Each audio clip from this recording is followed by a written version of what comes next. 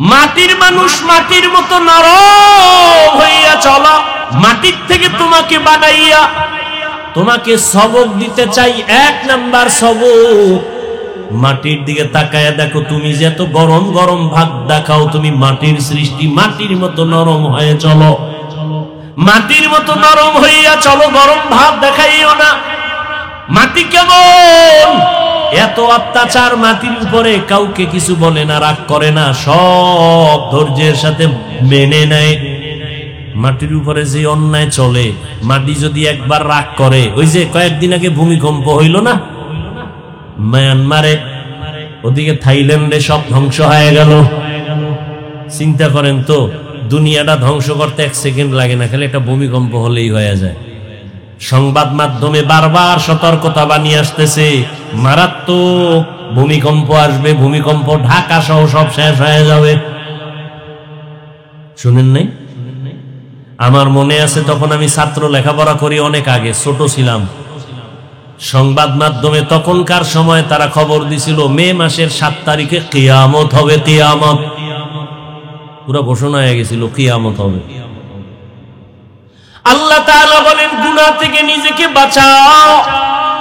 মাটির মানুষ মাটির মতো নরম হইয়া চলো, গরম ভাব দেখাইও না, আল্লাহর মোহাব্বত নিয়ে চলো, মেজাজকে ঠান্ডা করো, আল্লাহর ভয় অন্তরে জমা করে নাও।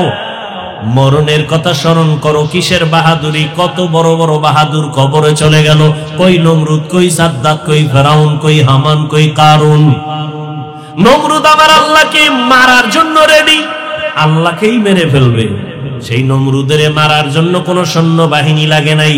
আপনারা জানেন না নমরুদের দফা ঠান্ডা হলো কিতে? একটা অসুস্থ মশা। ফেরাউনের বাহাদুরি সব ধ্বংস, ওদের মতো বাহাদুর আর হওয়া যাবে না। অতএব এখনো মাটির মতো নরম হইয়া ওই কবরওয়ালাদের দিয়ে তাকাও, কই এত ক্ষমতাওয়ালারা সব খালিয়াতে কবরে চলে গেল। কই বাড়ি, কই গাড়ি, কই টাকা, কই পয়সা। আজকে আমি বলি আমার বাড়ি, আমার ঘড়ি, আমার টাকা, আমার সব আমার, মইরা গেলে সব কিছু ভুইলা রাখবে আমার রক্তের আপনেরা। এই ঘড়িটা আরেকজনের হাতে দিয়া বলবে এটা হাফিজুর রহমানের ঘড়ি না, এটা আমার। আমার মোবাইলটা আমি বলি এখন আমার, কি আমি মইরা গেলে মোবাইল আরেকজনের হাতে নিয়ে বলবে এটা আমার মোবাইল, হাফিজুর রহমানের মোবাইল না। আমার বাড়িটা আরেকজন দখল করবে। অতএব সব সারিয়া দেখলাম চিন্তা করে, আমার আমার বলতে কিছুই নাই, একমাত্র আমার বলতে পারি আমার আল্লাহ। মিনহা খালাকনাকুম, ওই মরণের কথা স্মরণ করিয়া আল্লাহ বলেন মাটির মানুষ আবার মাটির গর্ভে আমি নিয়ে যাব। মাটির গর্ভে আসার আগে তুমি নরম হইয়া কবরের বিছানায় যাও। অহংকারী ভাব অন্তর থেকে দূর করো, গুনাহ অন্তর থেকে দূর করে দাও। মা বাবার দোয়া নাও, আলেম ওলামার দোয়া নাও, শিক্ষকের দোয়া নিয়া, নবীর সুন্নতের আদর্শ নিয়ে চলো। ও যুবক, ও পর্দার আড়ালের মা বোনেরা, ও বৃদ্ধ বাবাজিরা, এরে আম্মা জান, আপনার মতো কত মা এখনো আছে পর্দা করে, নামাজ পড়ে, স্বামীর মাল হেফাজত করে, বেপর্দায় চলে না, নামাজ ছাড়ে না, মোবাইলে সময় নষ্ট করে না, স্বামীর মাল খেয়ানত করে না। এরে আম্মা জানেরা, আপনারা কেন পারবেন না? আল্লাহ সন্তান দান করেছেন, একটা সন্তানকে আদর্শ ডাক্তার বানায় যান। সন্তানের ব্যবহারে কোনোদিন শিক্ষক যেন কষ্ট না পায়, সন্তানের আচরণে কোনো মুরব্বী যেন কষ্ট না পায়, সন্তানের ব্যবহারে কখনো বন্ধুরা যেন কষ্ট না পায়। নম্র ভদ্র আদর্শওয়ালা বানায় যান, আপনার জীবনটা ধন্য হয়ে যাবে। সন্তান ডাক্তার হলেও আপনার জন্য দোয়া করতে ভুলবে না, ইঞ্জিনিয়ার হলেও দোয়া করতে ভুলবে না। এখনো সময় আছে, তওবা করে নেন। আর বেপরদায় চলবেন না, আর মোবাইলে সময় নষ্ট করবেন না, স্বামীর মাল হেফাজত করবেন, খেয়ানত করবেন না। সন্তানটাকে আদর্শওয়ালা বানাবেন। ও বৃদ্ধ বাবাজি, আপনার সন্তানকে আদর্শ সন্তান বানায় যান। মানুষ যেন আপনি মরিয়া গেল দোয়া করে। বাবাও ভালো ছিল, ছেলেটাও বড় ভালো, স্কুলে পড়লেও ব্যবহার ভালো, কলেজে পড়লেও ব্যবহার বড় ভালো, 5 ওয়াক্ত নামাজ পড়ে, মুরব্বি দেখলে আগে সালাম দেয়। এমন একটা সন্তান রেখে যান। পরিশেষে আমার কলিজার যুবক বাবাদের বলবো, ও যুবক বাবা, তোমার মতো যুবক দেখো রাস্তায় গাড়ি চালায়, নামাজ ছাড়ে না। তোমার মতো যুবক দাড়িওয়ালা নামাজি স্কুল কলেজে পড়ে, অভাব নাই। মনেরে বুঝাও তুমি কেন পারবা না? আল্লাহর মোহাব্বত নিয়ে এখনো সময় আছে, তওবা করো। মনেরে বুঝাও আর আল্লাহকে মনে মনে বলো, হে মালিক, আমার মতো যুবক স্কুল কলেজে পড়িয়া যদি নামাজ পড়ে, আমার কপাল কেন খারাপ? আমি কেন নামাজ আদায় করতে পারি না? আমার মতো যুবক যদি আবার পুলিশ বিডিআরের চাকরি করে নামাজ পড়ে, আমি কেন পারবো না? আমার কপালে কার বরদোয়া লাগলো? আমার কপালে কার অভিশাপ লাগলো? আমার মতো যুবক রাস্তায় গাড়ি চালায়, ব্যবসা করে, চাকরি করে, নামাজ ছাড়ে না। তুমি যুবক বাবা কেন পারবা না? তোমার মতো যুবক তাকায় দেখো, শ্রমিকের কাজ করে, নদীর মধ্যে মাছ ধরিয়াও নামাজ ছাড়ে না। তুমি কেন পারবা না? আমি একবারও বলি না তুমি পাগড়িওয়ালা হুজুর হও, তুমি কওমি মাদ্রাসায় যাও, তুমি তাবলিগে যাও, চরমনাই যাও, উজানি যাও, একবারও বলতে চাই না। তোমার মনে চাইলে যাও, না যাও তোমার ইখতিয়ার। তবে আমার দাবি, তুমি স্কুলে পড়ো, কলেজে পড়ো, চাকরি করো, ব্যবসা করো, মা বাবার সাথে বেয়াদবি করবা না, আলেম ওলামার সাথে বেয়াদবি করবা না, কোনদিন শিক্ষক বা মুরব্বীর সাথে বেয়াদবি করবা না। আদবালা জীবন নিয়ে নবীর আদর্শ মতে নামাজি হয়ে যাও। পেছনের গুনার কথা স্মরণ করে চোখের পানি ছেড়ে তওবা করো। মরিয়া গেল আর দাড়ি কাটবা না, নামাজ ছাড়বা না, বেপরদায় চলবা না, মোবাইলে আর গুনাহ করবা না, মা বাবার বরদোয়া নিবা না, শিক্ষকের সাথে বেয়াদবি করে বরদোয়া নিবা না, ওলামায়ে কেরাম মুরব্বিদের দোয়া নিয়ে চলবা। তওবা করার মতো যদি কারো অন্তর তৈরি হয়, অন্তর যদি মুনাফিকি না থাকে, খাঁটি তওবার নিয়ত যাদের আছে, দুটো হাত আমার আল্লাহকে দেখায়া দাও। আয় আল্লাহ, হাতগুলো কবুল করে নেন, তওবা কবুল করে নেন, তওবার উপরে মজবুত হইয়া চলার তৌফিক দান করেন, আমিন। আলহামদুলিল্লাহি রাব্বিল আলামিন, ওয়াসসালাতু ওয়াসসালামু আলা সাইয়্যিদিল আমবিয়াই ওয়াল মুরসালিন ওয়া আলা আলিহি ওয়া আসহাবিহি আজমাইন। ইয়া আরহামার রাহিমিন, ইয়া আরহামার রাহিমিন, ইয়া আরহামার রাহিমিন। রাব্বিরহামহুমা কামা রাব্বায়ানি সগীরা। আল্লাহুম্মা ইন্নাকা আফুউন কারীম তুহিব্বুল আফওয়া ফা'ফু আন্না। আল্লাহুম্মা ইন্না নাসআলুকা রিযাকা ওয়াল জান্নাহ ওয়া নাউযু বিকা মিন সাখাতিকা ওয়ান নার। اللهم إنا نعوذ بك من البرص والجنون والجذام وسيء الأسقام. اللهم إني ظلمت نفسي ظلما كثيرا ولا يغفر الذنوب إلا أنت فاغفر لي مغفرة من عندك وارحمني إنك أنت الغفور الرحيم. اللهم ارحمني بترك المعاصي، اللهم ارحمني بترك المعاصي، اللهم ارحمني بترك المعاصي. ও দয়ার মালিক, গুনাহের বোঝা নিয়ে আপনার দরওয়াজায় হাজির। দুনিয়ার মানুষের অনেকের বাড়ির দরওয়াজা এখন বন্ধ, আপনার রহমতের দরজা তো সব সময় খোলা। ও আল্লাহ, আমরা গুনাহ করে ফেলেছি। যেদিন দুনিয়াতে আসছিলাম কত পবিত্র, আমি দুনিয়াতে আসার পরে আমার মা বাবা কত আনন্দ মুখর পরিবেশে ছিলেন। আজকে সেই পবিত্র আনন্দময় জীবনটাকে নাপাক করে ফেলেছি। আমার গুনার খবর আমার মা জানে না, বাবা জানে না, ভাই বোনেরা জানে না। আমার গুনার কারণে এখন আমি তাকায়া দেখলাম মনে হয় আমার হাত দুইটা নাপাক,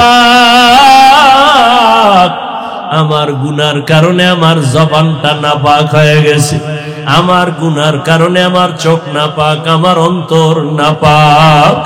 তওবার নিয়তে হাত তুলেছি, আর গুনাহ করব না। গুনার কারণে দিলটা পাথর, চোখে পানি নাই। একটা সন্তান যদি মা বাবাকে হারাইয়া কান্না করতে পারে, ও আল্লাহ আমরা তোমার পরিচয় হারাইয়া কেন কাঁদতে পারি না? আমাদের গুনার কারণে দিলটা পাথরের মতো হয়ে গেছে। ও আল্লাহ দিলটা নরম বানায় দেন, কান্নাওয়ালা চক্ষু দান করেন।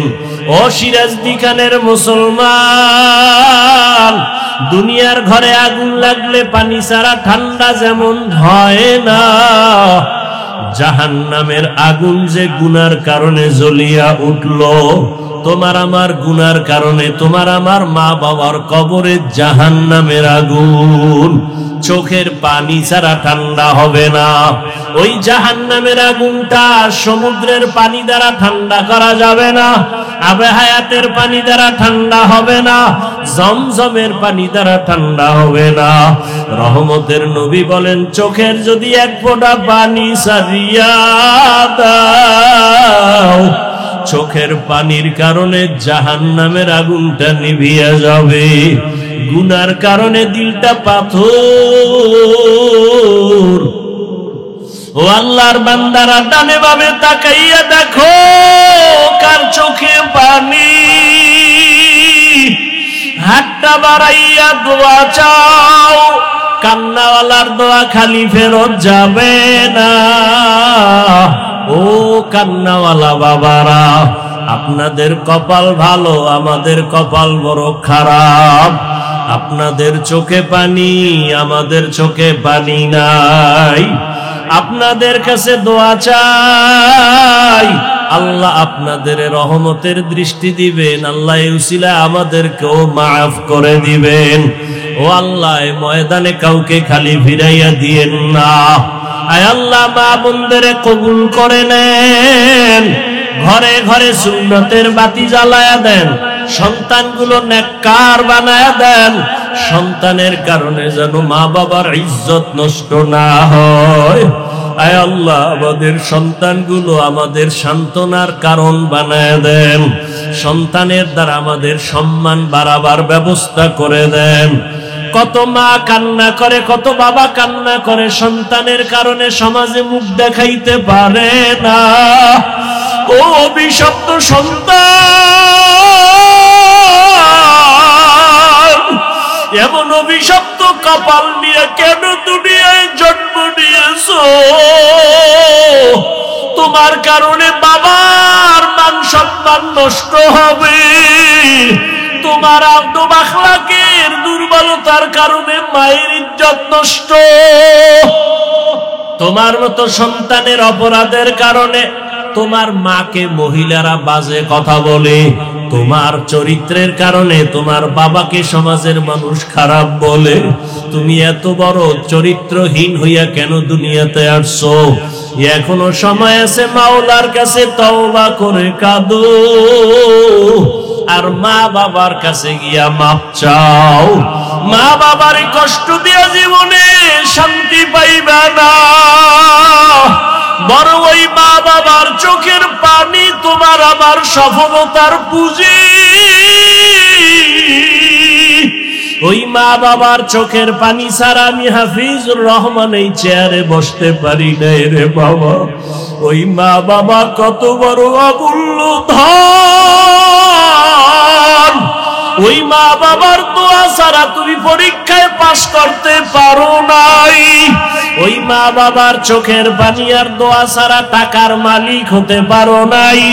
ওই মা বাবার দোয়া চোখের পানি ছাড়া তুমি সম্মানের চেয়ার পাও নাই। ওই মা বাবার কাছে মাপ চাইও, বাবারে হাতটা ধরে বলিও, বাবা মাফ করিও দাও, আর জীবনে বেয়াদবি করব না। ও আমার কলিজার বাবারা, বাসায় যাইয়া মাকে বলিয়া মাপ চাইয়া নিও। মাকে যদি বলো, আম্মু আজকে বয়ানের মধ্যে অনেক যুবকরা কাঁদলো, আমার চোখে পানি আসে না, গুনার কারণে আল্লাহ বেজার, কত বেয়াদবি করে ফেলেছি, মা তুমি আমার জন্য মাথায় হাত দিয়া দোয়া করে দাও, আমি আর বেয়াদবি করব না। যদি মাকে বলতে পারো, দেখবা মায়ের চোখে পানি। মা ডাক দিয়া বলবে, বাবা আমি আমার মাওলার কাছে তোর জন্য কলিজা ভরে দোয়া করতেছি। মা ডাক দিয়া বলবে, হে আরশে আজিমের মালিক, আমার সন্তানটাকে মাফ করে দাও। মা দোয়া করলে তোমার কপাল খুলিয়া যাবে। আর এই ময়দানে জানি না কোন কপালওয়ালা মা হারা বাবা হারা ইয়তীম অসহায়ের মতো হাত উঠাইছে। ও আল্লাহ, তাকায় দেখেন এই ময়দানে কারা আব্বা বলে আর জীবনে ডাক দিতে পারবে না, জীবনে আর মা বলিয়া ডাক দিতে পারবে না। ওই কবরস্থান থেকে দোয়া চাই রে সন্তান, ওই মা বাবার চেহারাটাও কি মনে পড়ে না? ওই মা বাবার জন্য কি মায়া হবে না? ওই মা বাবারে কবরে রাখিয়া কেমনে ঘুমাও? ওই মা বাবারে কবরে রাখিয়া কেমনে আরামে খাও? ওই মা বাবার চেহারাটাও কি তোমার মনে পড়ে না? ওরে চোখের পানি সারিয়া দোয়া করো, আমার মাওলাকে বলো, হে মালিক আমার মা বাবাকে তুমি মাফ করে দাও। মায়ার নবী দুনিয়াতে আসিয়া বাবা দেখতে পারলেন না, 6 বছরে মা হারা অসহায়। ও আল্লাহ, আমার মায়ার নবীর মতো জানি কারা এখানে এতিম। মোনাজাতের পরে অনেকে বাসায় যাই আব্বা বলে ডাক দিবে, অনেকে বাবা বলে ডাক দিবে। আর যার মা নাই, যার বাবা নাই, ডানে বামে তাকায় দেখবে কেমন যেন অসহায়। ও আল্লাহ, গুনার কারণে দিলটা পাথর, চোখে পানি নাই, কান্নাওয়ালা চক্ষু দান করেন। সমস্ত কবরওয়ালাদেরকে জান্নাত দান করেন।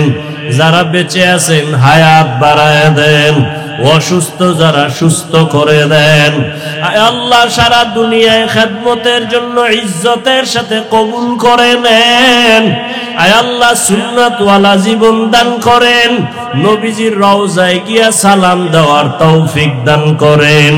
বাইতুল্লাহর গিলাফ ধরে লাব্বাইক বলার তৌফিক দান করেন। আয় আল্লাহ, 5 ওয়াক্ত নামাজি বানায় দেন। আদবওয়ালা বিনয়ী জিন্দেগি দান করেন। আয় আল্লাহ, পেরেশানি দূর করে দেন। हम सब मुसाफिर है, कब्र आखिर ठिकाना।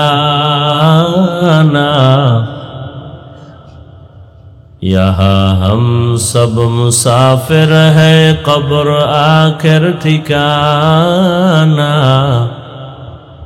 कोई आगे रवाना है, कोई पीछे रवाना। कोई आगे रवाना है, कोई पीछे रवाना। हकीकत खुल जाएगी बवक्त इम्तिहान तेरे।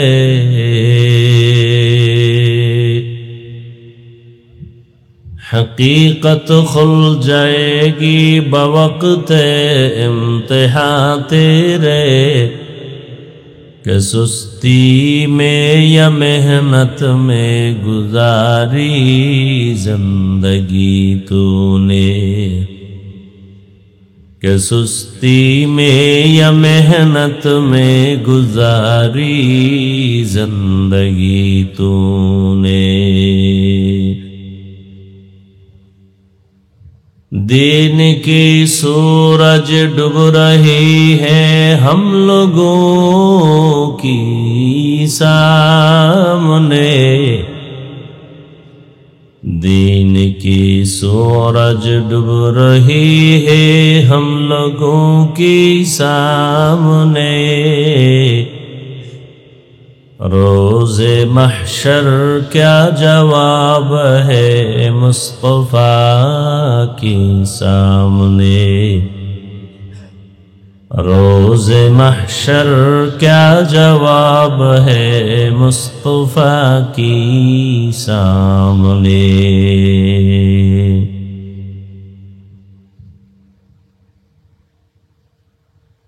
রামানন্দ গ্রামবাসী ও প্রবাসী যুব সমাজের উদ্যোগে আয়োজিত কবরবাসী রুহের মাগফিরাত কামনায় আজকের এই ওয়াজ ও দোয়ার মাহফিল 6 এপ্রিল 2025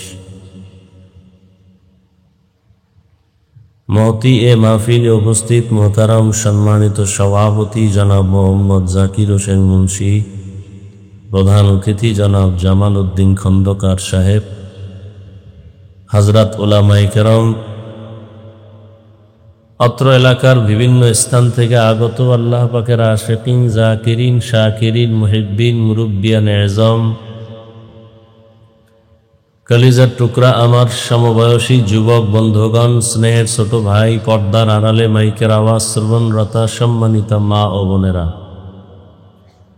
আল্লাহ পাকের দরবারে শুকর যে আল্লাহ আমাদেরকে সুস্থ রেখেছেন এবং পৃথিবীর শ্রেষ্ঠ মজলিস উলামায়ে আহলে হকের মজলিস, গুনাহ মাফের মজলিস, তওবা কবুলের মজলিস, বরকতিয়ে মজলিসে আমাদেরকে হাজির হওয়ার তৌফিক দান করেছেন। নিয়ামতের শুকর আদায়ার্থে ঈমানের আওয়াজকে উঁচু করে এক আওয়াজে উচ্চ কণ্ঠে সকলেই মহব্বতে কালেমাতুশ শুকর উচ্চারণ করি আলহামদুলিল্লাহ। দরুদ ও সালাম সাইয়্যিদুল মুরসালিন রাহমাতুল লিল আলামিন শফিউল মুজনিবিন খাতামুন নবিয়্যিন সাইয়্যিদুস সাকালাইন ইমামুল মুরসালিন হযরত মুহাম্মদুর রাসূলুল্লাহ সাল্লাল্লাহু আলাইহি ওয়া আলিহি ওয়াসাল্লামের উপর সর্বোপরি শুকর যাদের অক্লান্ত পরিশ্রমের মাধ্যমে আজ সুন্দর আয়োজন, সময় পরামর্শ অর্থ দিয়ে দোয়া করে উপস্থিত হয়ে মাইক লাইট প্যান্ডেলের ব্যবস্থাপনার মাধ্যমে সহযোগিতা যারা করেছেন প্রত্যেককেই আল্লাহ পাকের খেদমতের বরকতে দুনিয়াতে শান্তি, পরকালে চিরমুক্তির ব্যবস্থা করে দিন। উলামায়ে হযরত আলোচনা করেছেন, আপনারাও ধৈর্যের সাথে শুনছেন। আমি আপনাদের সামনে সংক্ষিপ্ত দু চারটি কথা বলার নিয়তে কোরআনে হাকিমের এক আয়াতে কারিমা, নবীজির হাদিস থেকে একটি হাদিস পড়েছি।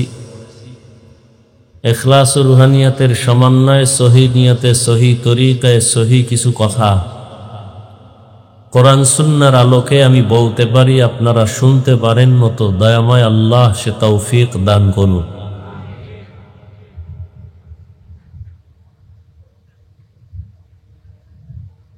আল্লাহ পাক বলেন, মিনহা খালাকনাকুম, হে জগতের মানুষ, তোমাদেরকে আমি মাটির থেকে সৃষ্টি করেছি। অফিহা নুঈদুকুম, এবং তোমাদেরকে মাটির মধ্যেই আবার নিয়ে যাব। অমিনহা নুখরিজুকুম তারাতান উখরা, মাটির গর্ভ থেকে আবার পুনরায় আমি তোমাদেরকে উঠাবো, হাজির করব। নবীজি বলেন, ইযা উজিআল মাইয়িতু ফি কবরিহি জাআল কুরআনু ইনদা রাসি, মাইয়িতকে যখন কবরস্থ করে সবাই চলে যায়, মাথার কিনারায় সহযোগিতার জন্য আল্লাহ পাক তার জীবনের দুনিয়ার হায়াতের কিছু আমলকে পেশ করার ব্যবস্থা করে দেন। যেমন মাথার কিনারায় কোরআন এসে বলে, আমি তার সহযোগী হয়ে আজ কবরে উপস্থিত হয়েছি। ওয়াসসালাতু আন ইয়ামিনিহি, ডান পার্শ্বে নামাজ, ওয়াসসিয়ামু আন শিমালিহ, বাম পার্শ্বে তার রোজা। আসাইরুল হাসানাতি ইনদা রিজলাই, এবং অন্যান্য যাবতীয় আমল তার পায়ের কিনারায় থাকবে তার সহযোগিতা করার জন্য।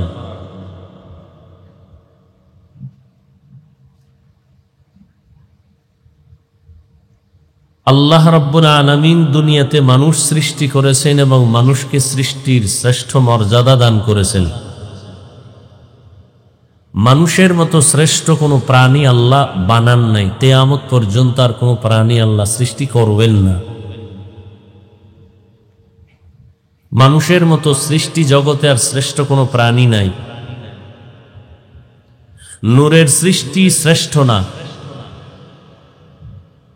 আগুনের সৃষ্টিও শ্রেষ্ঠ না।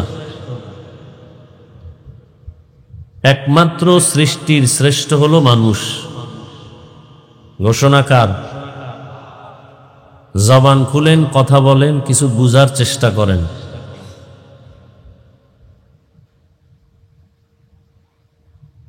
এই মানুষগুলোকে আল্লাহ পাক দুনিয়াতে পাঠাইয়া শ্রেষ্ঠ বানান নাই, শ্রেষ্ঠ বানাইয়া পাঠাইছেন। খুব খেয়াল করবেন,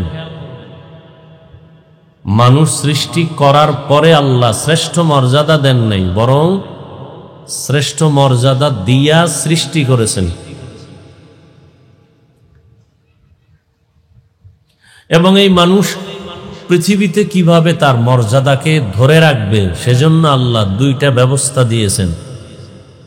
কতটা ব্যবস্থা দিয়েছেন? এক ব্যবস্থার নাম ব্যক্তি, আর এক ব্যবস্থার নাম কিতাব। এই দুই ব্যবস্থা যারা ধরে রাখবে কিয়ামত পর্যন্ত এই মানুষগুলো মরিয়াও অমর হয়ে থাকবে। বলে না মানুষ মরিয়াও কি অমর, তার মানে সে মরিয়াও মরে নাই, স্মরণ করে মানুষ। মরার পরে স্মরণ করে মানুষ, কাউকে ধিক্কারের সাথে, আবার কাউকে প্রশংসার সাথে। লোকটা মারা গেছে, খুব খুশি হইলাম, কেন? লোকটা খুব জালেম ছিল, মরে গেছে, ভালো হয়েছে। এই অমর না। দুনিয়ার থেকে লোক চলে গেল, এর মতো আর ভালো মানুষ আসবে না, এর মতো আর ভালো ব্যক্তি হবে না, এরা মরিয়া অমর।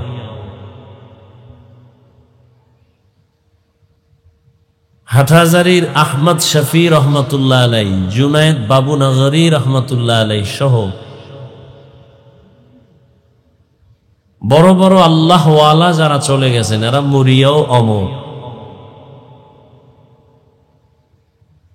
এদের জীবন কতটা ফুটন্ত গোলাপের মতো, মৃত্যুর আগ পর্যন্ত বড় বড় শাইখুল হাদিস, বড় বড় আল্লাহওয়ালারা তাদের জুতা টানার জন্য অপেক্ষায় থাকতেন। এদের জীবন কতটা দামি। আর আপনি টাকার মালিক ঠিক, কিন্তু আপনার জুতা সোজা করে দিবে এমন একটা ছেলে আপনি জন্ম দিতে পারেন নাই। বরং অবস্থা এমন যে ছেলের জুতা আপনাকে সোজা করতে হবে, পরিস্থিতি এমন হচ্ছে। কারণ জীবন ভর আপনি চিন্তা করে আল্লাহ যে শ্রেষ্ঠত্ব দিছেন তা ধরে রাখেন নাই, উল্টা পাল্টা করেছেন। মনে হয় পুরা হারামের চাদরে আপনার জীবন আটকায় গেছে। কামাই রুজি, ব্যবসা বাণিজ্য, লেনদেন, চরিত্র, আখলাক সব হারাম, বিয়া শাদী সব হারাম। বিয়া করতে যায় খাইছেন হারাম। যাদের অন্তরে সুন্নতের মোহাব্বত নাই তারা সুন্নতের আমল করতে অনাগ্রহী। যাদের মধ্যে সুন্নতের মায়া আছে তারা ভুলে উল্টাপাল্টা করলো, বুঝার পরে সে মানার জন্য পাগল হয়ে যায়। দেখেন, আমাকে কিছু কথা বলার সুযোগ দিবেন? হ্যাঁ, বয়ান তো মুখস্থ করে করা যায় না। কি বয়ান করব এটা লিস্টি করে আসি নেই। এখানে বসার পরে নিয়ত যা করছি, জবানে যে আয়াত আসছে তাই পড়ছি, কি কথা বলবো তাও জানি না, আসতেছে বলতেছি। বলার সুযোগ দেওয়ার মানে আপনারা বোবা হয়ে থাকবেন না। আমার কথার সাথে আপনাদের আমাকে আওয়াজ দিতে হবে, উৎসাহ দিতে হবে। কারণ বয়ান করব আমি, কিন্তু এই যে মাইকে কথা বলি, পাওয়ার কি এইটা? ওই হরেনের পাওয়ার কোথায়? মাইকের পাওয়ার কোথায়? কোথায়? মেশিনে। সহজ কথাটা, পাওয়ার কোথায়? মেশিনে। আমি জবান দিয়ে কথা বলতেছি, বাতিনি পাওয়ার আসমান থেকে আসবে, জাহেরি পাওয়ার আপনাদের হাতে। আপনারা ভলিউম বাড়াবেন, আমারটা বাড়বে, কমাবেন তো আমারটা কমে যাবে। খুব সহজ কথা, বুঝার চেষ্টা করবেন, পেঁচগোছ নাই, সহজ কথা। আমার বয়ান করার সুযোগ দিতে হবে আপনাকে, আওয়াজ দিতে হবে, কথা বুঝার চেষ্টা করতে হবে। ভুল হলে ধরাইয়াও দিবেন, লোকমা দিবেন। লোকমা দিতে হবে না? ইমাম সাহেব নামাজে দাঁড়ায় যদি ভুল করে লোকমা দিবেন না? তবে লোকমা দেওয়ার নিয়ম আছে না? নাই। হ্যাঁ, বেয়াদবি করা যাবে না, নিয়ম অনুযায়ী লোকমা দিতে হবে। ইমাম যদি ভুল করিয়া ফেলায়, কলারটা ধরিয়া পিছনে টান দিয়ে বলবেন আপনার পিছনে আর নামাজ করব না। এটা কি লোকমা না বেয়াদবি? খবরদার, লোকমা দিবেন, বেয়াদবি করবেন না, সাবধান। আমাদের সমাজে লোকমার নামে বেয়াদবি করে। আলেমের ভুল ধরার জন্য এদেশে কোনো আলেম নাই, কথা বলেন না কেন? তো ইমামের লোকমা দেওয়ার জন্য পিছনে যোগ্য ব্যক্তি আছে, তারা দিবে, না দিলে সব মুসল্লিদের দায়ভার আলেমরা নিবে। আপনার টেনশন কি? তা আলেমরা ভুল করলে আলেমরা লোকমা দিবে। আপনি ফেসবুকে বাজে কথা লেখা আপনার আব্বার কবরে আজাবের কারণ হন কেন? আপনার কপালে কারো বড়দোয়া লাগছে মনে হয়। কারণ অভিশপ্ত কপাল পোড়া ছাড়া আলেমের বিরোধিতা কেউ করে না। ওর উপরে মা বাবার অভিশাপ আছে, এজন্য আলেমের বিরোধিতা করে। ভালো সন্তান কখনো আলেমের পিছে লাগবে না, দূর বাদ দাও, আল্লাহ দেখবে, আল্লাহ বিচার করবে, আমার খাইয়ে লইয়ে কাম নাই, কত আকাম আছে, এডি বাদ দাও। আর যার কপাল খারাপ, ও সব বাদ দিয়ে আলেমের পিছনে লাগবে, শেষ পর্যন্ত ওর জিন্দেগি মরার আগেই মরা শেষ হয়ে যায়। মরে যাবে না, মরার আগে মরার অবস্থায় থাকবে, মরবে না। নষ্ট মানুষগুলো বেশি দ্রুত মরে না, ওটা বহু জ্বালায়। মায়েরে জ্বালাইব, বাবারে জ্বালাইব, হুজুরগো জ্বালাইব, বউরে জ্বালাইবে, ছেলে মেয়েরে জ্বালাইব, জ্বালাইতে জ্বালাইতে জ্বালাইতে ওর যত মনের আশা মিডাইয়া এরপরে মরবে। মরার সময় হয়তো পাও ভাঙবে, ঠ্যাং ভাঙবো, গাড়ির তলে, চাকার তলে মাথা ঢুকে যাবে অজান্তে। এইরকম কিডনি নষ্ট হবে, ক্যান্সার হবে, বিছানায় পড়ে থাকবে বছর বছর। তাড়াতাড়ি মরবে না। ও যেরকম জ্বালাইছে ও জ্বলতে হবে না? ও মায়েরে জ্বালাইছে, এই জ্বলাটা জ্বলবে, বাবারে জ্বালাইছে, সেই জ্বলা জ্বলবে, ও আলেমরে জ্বালাইছে, সেই জ্বলাটা জ্বলবে, তো তাড়াতাড়ি মরবে না। আল্লাহ হেদায়াত দান করুন। তো দুনিয়াতে আল্লাহ মানুষ বানাইয়া মানুষের শ্রেষ্ঠত্ব ধরে রাখার জন্য ব্যবস্থা দিয়েছেন কয়টা? দুইটা। এক ব্যবস্থার নাম ব্যক্তি, অর্থাৎ একটা ছেলে পরীক্ষায় পাশ করার জন্য দুইটা মাধ্যম লাগে। কি লাগে? মাধ্যম। এক মাধ্যম হলো প্রাইভেট মাস্টার লাগবে, কোচিং মাস্টার। আর কোচিং মাস্টার আর থাকবে তার প্রাইভেট প্রশ্নপত্র আয়ত্ত করার জন্য থাকবে প্রশ্নপত্রের গাইড। কি লাগবে? শুধু গাইড থাকলে হবে? গাইড বুঝাইয়া দেওয়ার লোক লাগবে না? লাগবে। তুলনামূলক এই গাইডের থেকে কোচিং মাস্টারের মূল্য কম না বেশি? কোনো ক্ষেত্রে গাইড না হলেও চলে, মাস্টার বুঝাই দিলেই হয়। কিন্তু মাস্টার তো তার সাথে বাথরুমে ঢুকবে না, তার সাথে হলে যাবে না, তারে অল টাইম বুঝাবে না, তাকে বুঝাবে একটা টাইম। কিন্তু সে ভুলে যাওয়ার ভয়ে মনে রাখার জন্য তার কাছে গাইড থাকবে অল টাইম। ঠিক পৃথিবী পরীক্ষার হল। আমরা আসছি পরীক্ষা দিতে, পরীক্ষায় পাশ করার জন্য গাইডও লাগবে, গাইড বুঝাইয়া দেওয়ার মাস্টার লাগবে। এই দুই ব্যবস্থার একটা বাদ দিলে ও দুনিয়াও ধ্বংস, আখেরাতও ধ্বংস। এটাকে আমি সহজ ভাষায় বললাম ব্যক্তি আর কিতাব। ব্যক্তিটাও দিবেন আল্লাহ, কিতাবও দিবেন আল্লাহ। আল্লাহ ব্যক্তি দিছেন মানুষের, এই দেওয়ার কারণ কি? মানুষ যেন পরীক্ষায় পাশ করিয়া ফলাফল হাতে নিয়ে জান্নাতের চেহারাটা দেখা কবরে যায়। মরার আগেই চেহারা দেখবে জান্নাত। কোন জান্নাত পাবে সে চেহারাটা আল্লাহ দেখায় দিবেন মরার আগেই। মৃত্যুকালে যারা জান্নাতি হয়ে মরবে, জানটা বের হওয়ার আগেই জান্নাতের ছবিটা ফেরেশতারা ধরবে, সে দেখা হাসতে হাসতে মরবে। আর জাহান্নামীরা মরার আগে কোন রেজাল্টের ফলাফলে কি পাইছে, তিরস্কার কোন জাহান্নাম, ওই ছবিটাও দেখা তার চোখ উল্টায় যাবে, কলিজা ছিঁড়ে যাবে, ও ছবিটাও দেখে মরবে। পরীক্ষায় যেন আমরা পাশ করে জান্নাত পাইতে পারি, এজন্য ব্যবস্থা দুইটা, ব্যক্তি আর কিতাব। ব্যক্তি 4 দল, 4 জন না, 4, এক এক দলে লোক আছে সীমাহীন। প্রথম দল নবীগণ, দ্বিতীয় সিদ্দিকিন, তৃতীয় শুহাদা, চূড়ান্ত দল সালিহিন নেককার। এই 4 দল। আর একটা হলো কিতাব। কিতাবও আল্লাহ দিছেন অনেক, এর মধ্যে 4 কিতাব বড়, তাওরাত, জবুর, ইনজিল, কোরআন।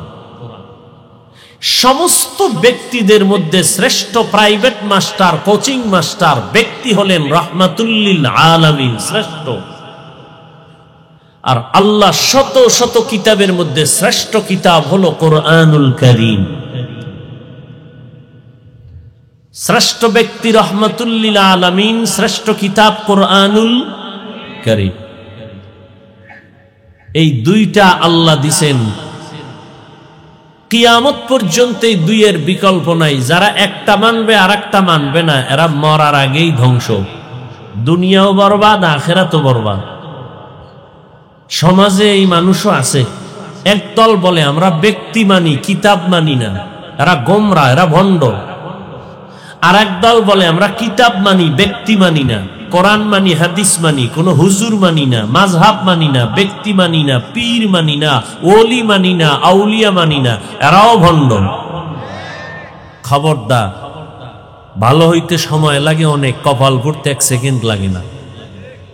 বাসা পর্যন্ত যাওয়ার গ্যারান্টি নাই, খুব সাবধান। ব্যক্তিদের মধ্যে শ্রেষ্ঠ ব্যক্তি রাহমাতুল্লিল, আর কিতাবের মধ্যে শ্রেষ্ঠ কিতাব। এই দুই জিনিস যখন আসলো, কোথায় আসছে প্রথম? মক্কায়। কোথায়? খুব খেয়াল করেন। আচ্ছা, আমি এটি মুখস্থ করে আসছি বাসার থেকে। এই কথাগুলো এখানে হয়তোবা দরকার হতে পারে, এই জন্য আল্লাহ আমাকে বলাইতেছেন। মুখস্থ করে বয়ান করা যায় না, এটি ভুয়া কথা। আর দেখে দেখাও বয়ান করা যায় না, ওই বয়ানে কোনো আসর হয় না, অ্যাকশন হয় না। এই দুই জিনিস আল্লাহ পাঠাইলেন কোথায়? মক্কায়। কিতাব আগে না ব্যক্তি আগে পাঠাইছেন? ব্যক্তি, রহমাতুল্লিল। মক্কার অবস্থাটা তখন কেমন ছিল? পৃথিবীর থেকে চূড়ান্ত খারাপ মানুষ মক্কার মানুষ, লম্পট, চরিত্রহীন। মক্কার মানুষের মতো চরিত্রহীন, বেলাজা, বেহায়া, লম্পট পৃথিবীর আর কোথাও ছিল না। আপনাদের এটা কবরস্থান, ঈদগাহ। আশেপাশের মানুষ উল্টাপাল্টা করে, গান বাজায়, অন্য কিছু করে, কিন্তু মসজিদ, কবরস্থান, ঈদগাহর পাশের মানুষগুলো তুলনামূলক একটু অন্যায় কম করে। ঠিক কেন? পাশে কবর, পাশে মসজিদ। সারা দুনিয়ার মানুষ উল্টাপাল্টা বেশি করবে, মক্কার মতো ঘরের পাশে বইয়া মানুষ এত খারাপ কেন? কথা বুঝছেননি? মক্কার মানুষ এত খারাপ, দুনিয়ার আর কোথাও এই পরিমাণের খারাপ মানুষ আর অন্য জায়গার মানুষ খারাপ হবে, মক্কার মতো ঘরের পাশের মানুষ খারাপ হবে কেন? এই ইতিহাস তো আপনাদের জানা। এর অনেক জবাবের সংক্ষিপ্ত জবাব, এরা মুরব্বি মানে নাই। কি মানে নাই? মুরব্বি মানে নাই। অতএব যারা মুরব্বি মানে না, ওলিয়া উলিয়া মানে না, এদের কপাল দুনিয়াও বরবাদ, আখিরাতও বরবাদ। দলিল ভাইলেননি? আমাদের দেশে যারা উল্টা পাল্টা চলে, খোঁজ নেন ভালো করে, একজনও মুরব্বি মানে না। ও আলেম হইয়াও যদি দেখেন উল্টা পাল্টা করে, পেছনে খোঁজ নিয়ে দেখেন সমস্যা কি, মুরব্বি নেই। মুরব্বী বানাইছে নফসকে, নফস মনে যা কয় তাই। যার কোনো অভিভাবক থাকে না, শয়তান তার অভিভাবক অটোমেটিক হয়ে যায়, শয়তানে তারে বুঝায়। এই জন্য আমি সারা বাংলাদেশে চ্যালেঞ্জ দিছি, কোন মায়ের সন্তান থাকলে দাঁড়াবে। যারা ওলিয়া উলিয়া মানে না, ওরা কোরআন মানে না, বুখারী মানে না, ওরা ভণ্ড। ওদেরকে যারা ভণ্ড মানে না তারাও ভণ্ড। সারা বাংলাদেশে চ্যালেঞ্জ, সারা দুনিয়ার মানুষের কাছে চ্যালেঞ্জ। যারা বলে আমরা ওলি মানি না, আউলিয়া মানি না, এরা কোরআন মানে না, বুখারী শরীফ মানে না, এরা ভণ্ড। কেমন ভণ্ড? এদের যারা ভণ্ড বলে না তারাও ভণ্ড। কি মনে হয় আমার এই কথা আমি বাতাসের সাথে বলছি? এত কঠিন ভাবে আমি তাকিদ দিয়ে বলতেছি, কি মনে হয় না বুঝে বলতেছি? তো যারা বলে আমরা ব্যক্তি মানি, কিতাব মানি না, ভণ্ড। যারা বলে কিতাব মানি, ব্যক্তি মানি না, তারাও ভণ্ড। দোনো দল বাংলাদেশে আছে, দোনো দল আছে। একদল শুধু ব্যক্তি মানে, আমার ফিসাব যা কয় তাই, কোরআন হাদিস বুঝি না, ভণ্ড। আর এক দল বলে না, কোরআন হাদিস যা কয় তাই, কোন হুজুর টুজুর মানি না, ভণ্ড। আর যারা বলবে হ্যাঁ কোরআনও মানি, হাদিসও মানি, কোরআন হাদিস অনুযায়ী যারা আলেম তাদেরকেও মানি, তারা হক। আমরা চরমনাইও মানি, তাবলিগ মানি, পীর মানি, ওলি মানি, আউলিয়া মানি, কোরআন মানি, হাদিস মানি। কোরআন হাদিস অনুযায়ী পীর আছে মানি, কোরআন হাদিসের লাইনে তাবলিগ আছে মানি, কোরআন হাদিসের লাইনে ইমাম আছে মানি, কোরআন হাদিসের লাইনে আব্বা নাই মানি না। সহজ কথা, পেশ নাই কোনো, সহজ। কোরআন হাদিসের লাইন ছাড়া যদি আব্বাও চলে মানি না, মানি না মানি ভিডিও করুম, বেদবি করবো না, তার পথে সে আমার পথে আনি। কারণ হেদায়েতের মালিক তো আল্লাহ, নবীও হেদায়েতের মালিক না। কে মালিক? কে? মান ইয়াহদিল্লাহু ফাহুয়াল মুহতাদ ওয়া মান ইউদ্লিল ফালান তাজিদা লাহু ওয়ালিয়াম মুরশিদা। আল্লাহ যাকে চান হেদায়েত দিবেন, সে হেদায়েত পেয়ে যাবে। আর আল্লাহ যদি কাউকে হেদায়েত দিবেন না বলেন তো সে হেদায়েত পাবে দূরের কথা, হেদায়েত পাওয়ার মতো কোনো পথ প্রদর্শক পাবে না, মুর্শিদও পাবে না। মুর্শিদ কোরআনের শব্দ, এটা বাংলায় লেখে মুর্শিদ, কোরআনের আরবি শব্দ, কোরআনের আয়াতের অংশ। মুর্শিদ মানে পথ প্রদর্শক, যে পথ দেখায় সে মুর্শিদ। কিসের পথ দেখায় বলেন? গাঞ্জা খাওয়ার পথ দেখায়, চুরির পথ দেখায়, কিসের পথ দেখায়? জান্নাতের পথ দেখায়, সে হলো মুর্শিদ।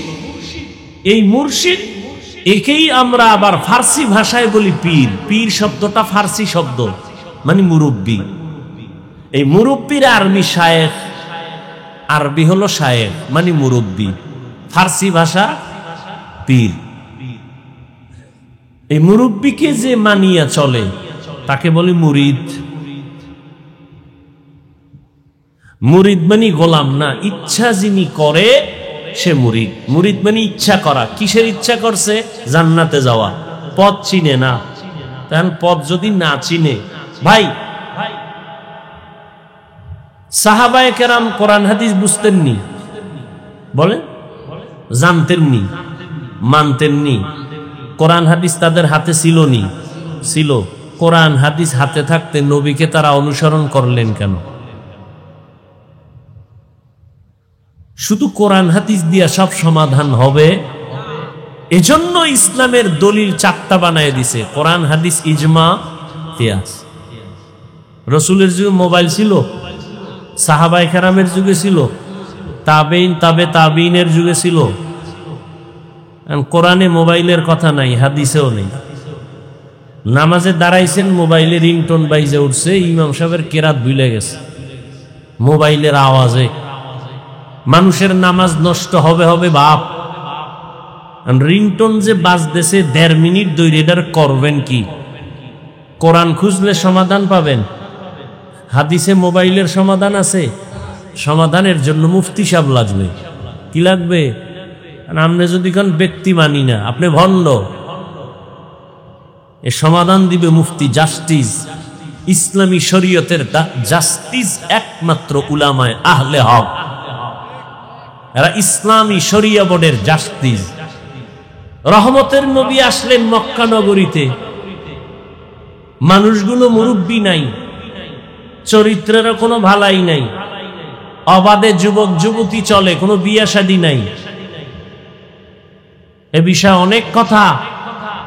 নবীজি আসলেন, আল্লাহ 40 বছর পরে নবীর হাতে কি দিলেন বলেন? কোরআন দিলেন। নবী দাওয়াত শুরু করলেন। 40 বছর পর্যন্ত নবীকে আল্লাহ কিতাব দেন নাই। নবীও 40 বছর পর্যন্ত কোনো দাওয়াতের কাজও করেন নাই। নামাজের বয়ান নাই, রোজার বয়ান নাই, কালেমার বয়ান নাই, তেলাওয়াতের বয়ান নাই, জিকিরের বয়ান নাই। নবী চুপ।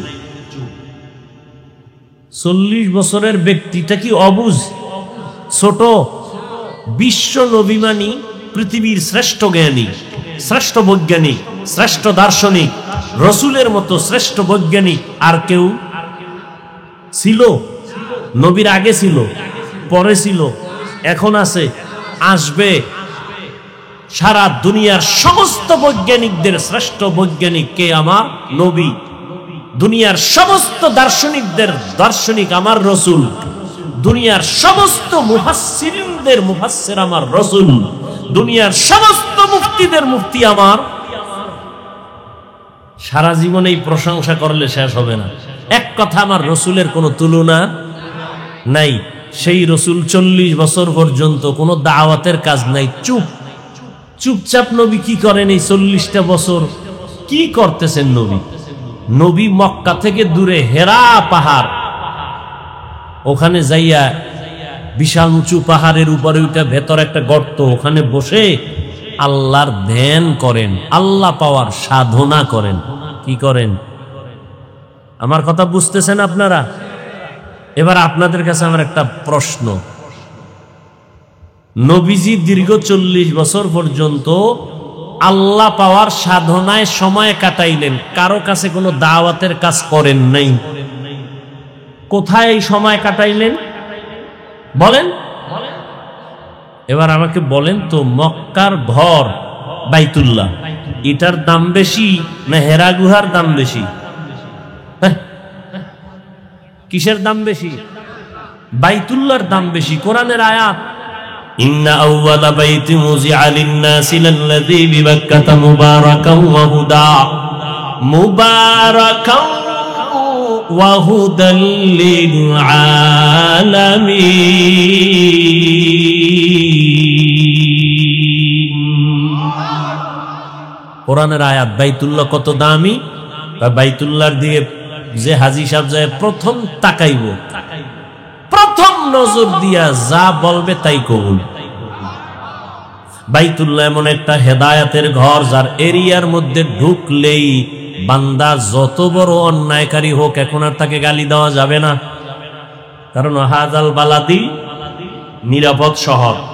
13টারে জবাই কইরা বাইতুল্লাহর এরিয়ায় ঢুকছে, পৃথিবীর কোন আদালত তাকে আর গ্রেফতারি পরোয়ানার অর্ডার দিতে পারবে না। হারাম। কোটি কোটি মানুষের জবাই করে যদি বাইতুল্লাহর এরিয়ায় ঢুকে পড়ে, পৃথিবীর কোন আদালত তার বিরুদ্ধে কোনো অ্যাকশন নিতে পারবে না। হারাম।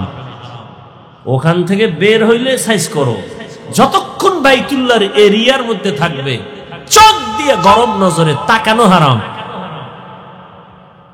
এত দামি বাইতুল্লাহ, যেই বাইতুল্লাহর এরিয়ার মধ্যে একবার যদি বলে সুবহানাল্লাহ, 1,00,000 বার সুবহানাল্লাহর সওয়াব।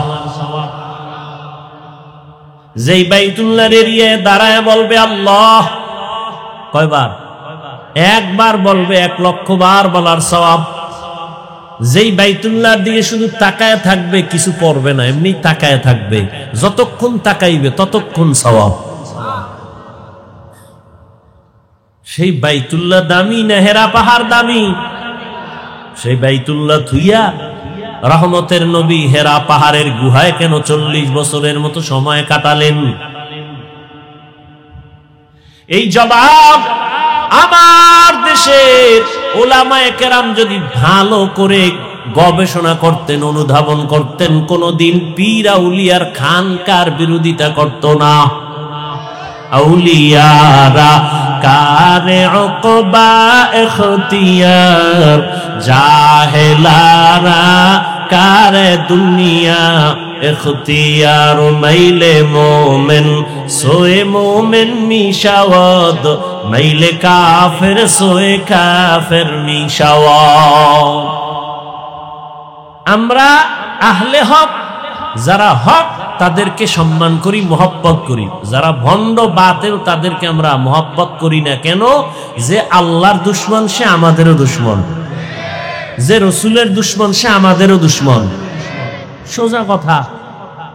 এত সুন্দর রহমতের নবী আছেন, 40 বছর পর আল্লাহ তাআলা নবীকে কোরআন দান করেছেন। কোরআন আসলো তো দাওয়াত শুরু হয়ে গেল। নবী এবার হেঁটে হেঁটে মানুষের দ্বারে দ্বারে যায়, দাওয়াত দেয়। কুলু লা ইলাহা ইল্লাল্লাহ তুফলিহুন, মান ক্বালা লা ইলাহা ইল্লাল্লাহ দাখালাল জান্নাহ। কালেমার দাওয়াত শুরু হয়ে গেল 40-এর পরে। রহমতের নবী দাওয়াত দিয়া দিয়া ওই চরিত্রহীন লম্পট মানুষগুলো কেমন যেন এখন নবীর দলে আসতেছে। চরিত্রহীন মানুষগুলো রহমতের নবীর অনুসরণ করে কোরআনের লাইনে যখন আসলো, এই মানুষগুলো এতটা দামি হয়ে গেল, আল্লাহ পাক জিব্রাইল আমিনকে লিস্টি নিয়ে পাঠায়, কয় নবীরে গিয়া লিস্টি দেখাও।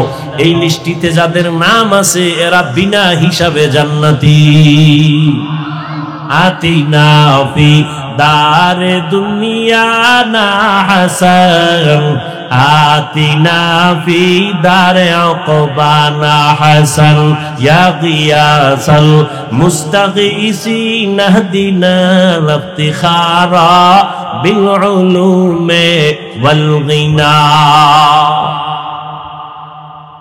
তাহলে মক্কার মানুষ চরিত্রহীন ভালো হয়ে গেল। কেমন ভালো?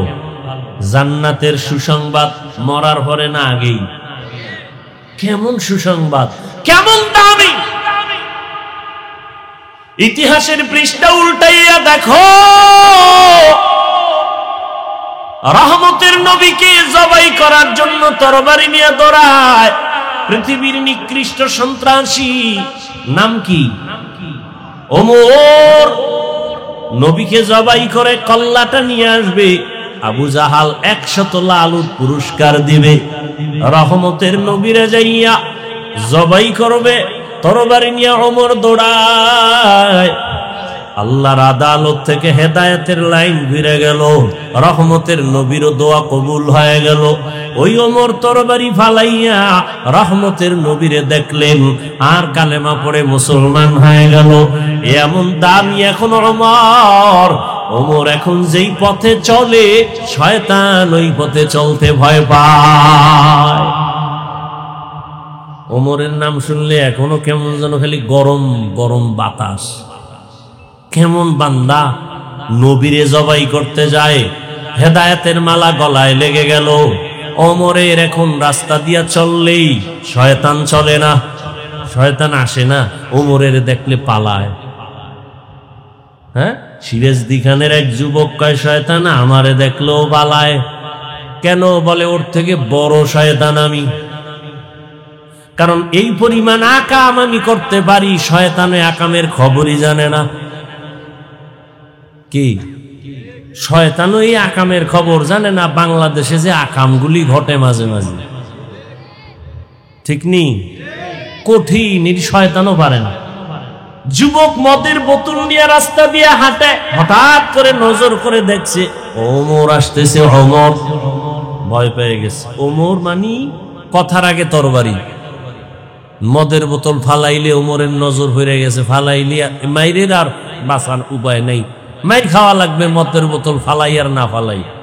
এবার দিল খুলে আল্লাহরে ডাক দিছে, আল্লাহ ওমরের তে বাঁচাও, জীবনে আর মদ পান করবো না। ওমর তো কাছে আইয়েই কয়, বোতলটা দে। যুবক দেয় না, ভয় কয় দে।